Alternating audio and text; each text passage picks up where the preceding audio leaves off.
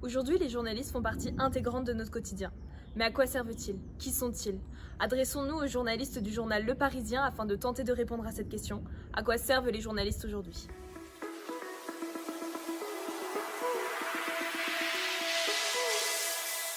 Et bonjour, je m'appelle Benoît et je suis journaliste au Parisien en charge du service des sports et des courses.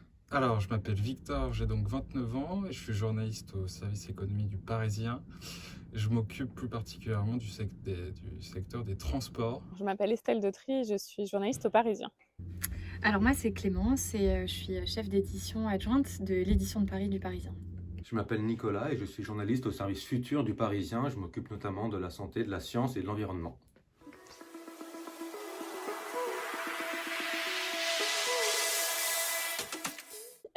À l'heure où l'information circule quand même assez librement, il y a beaucoup d'informations sur les réseaux sociaux, il y a beaucoup de presse en ligne, il y a beaucoup de choses, c'est vraiment vérifier l'information et être sûr qu'on apporte la bonne information. C'est-à-dire qu'il y a 30 ans, c'était peut-être être les premiers à dire ce qui se passait quelque part.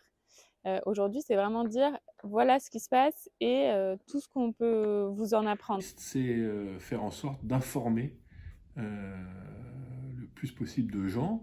Et notre travail, c'est aussi de réagir lorsqu'il y a des fausses informations qui circulent beaucoup. On l'a beaucoup vu, notamment sur la crise du Covid, mais ça survient aussi sur le réchauffement climatique, sur la guerre en Ukraine. Donc notre travail, dans ces cas-là, lorsqu'on voit des choses fausses ou complotistes qui circulent, c'est de remettre les arguments scientifiques, les arguments établis, ce que dit la science, ce que disent les données, ce que l'on sait de façon certaine, au centre. Et ensuite, pareil, les gens se feront leur avis. Un exemple, c'était il y a 2 semaines, 3 semaines. En fait, il y a eu un suicide à La Défense. Et du coup, il y a eu un peu une panique. Et sur les réseaux sociaux, il y avait beaucoup de « Ah là là, il se passe quelque chose, c'est quelqu'un qui a tiré, il y a une attaque, il y a machin ». Et là, le journaliste est là pour apporter le plus vite la bonne information, dire ce qui se passe réellement, est-ce qu'il y a un danger, est-ce qu'il n'y en a pas, voilà. Et calmer en général le jeu. Donc là, c'est appeler la police, les pompiers, la préfecture, dire qu'est-ce qui se passe, qu'est-ce qu'on doit dire au public. Et donc dire tout de suite non, il n'y a pas d'acte terroriste, c'est un suicide, tout va bien, pas de mouvement de foule, enfin ne paniquez pas. Je pense que fondamentalement le métier il n'a pas beaucoup changé par rapport à il y a 10 ou 15 ans. Aujourd'hui ou hier, c'est toujours la même chose, c'est délivrer une information fiable, la plus honnête possible. Il y a toujours ce travail de reportage, de prise de contact, et puis un travail de restitution qui reste le même. Reste que il faut qu'on soit conscient que les supports ont changé, le lecteur a changé aussi. C'est plus de lecteurs connectés, donc il faut des choses plus interactives, plus qui attirent davantage. L'article classique aujourd'hui, il faut qu'il soit accompagné de data, de cartographie, d'infographie. Faut qu'il y ait du contenu interactif au maximum. C'est écouter, aller voir, raconter, transmettre, expliquer, décrypter.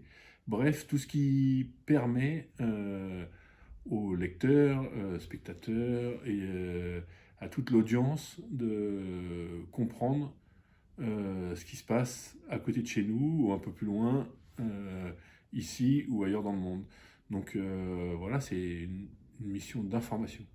Nous, journalistes, on n'est pas là pour dire aux gens de penser A ou B. Par contre, on leur donne un maximum d'éléments. On essaie de leur décrypter la situation avec un maximum d'éléments, un maximum d'arguments. Et ensuite, c'est eux, sur la base de ça, qui se feront leur avis et qui se feront une opinion sur chacun des sujets dont on parle.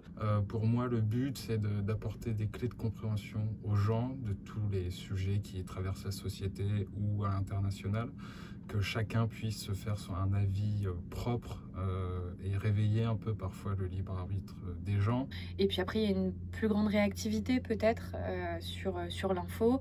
On sait aujourd'hui qu'on reçoit des tonnes de push sur une même news pour peu qu'on soit connecté à plein de médias sur son smartphone.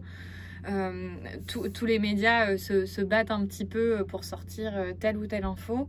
Ça fait aussi partie du métier aujourd'hui de devoir être le premier à sortir une info. Je pense qu'il ne faut pas que ça se fasse au détriment du contenu, bien sûr, de l'information, de la qualité et de la véracité de l'info, bien sûr. Et ça doit rester les premiers atouts du travail journalistique. Et après, effectivement, il y a ce travail on est rapide, on est présent sur les supports et on offre à nos lecteurs le meilleur contenu qui soit. C'est aussi essayer d'avoir une information équilibrée, c'est-à-dire donner la parole à tout le monde, qu'on aime ou pas les personnes avec qui on s'entretient. Il est évident que si quelqu'un dit que la vérité est blanche, il faut aussi avoir quelqu'un qui dit que la vérité est noire pour essayer d'avoir un point de vue partagé.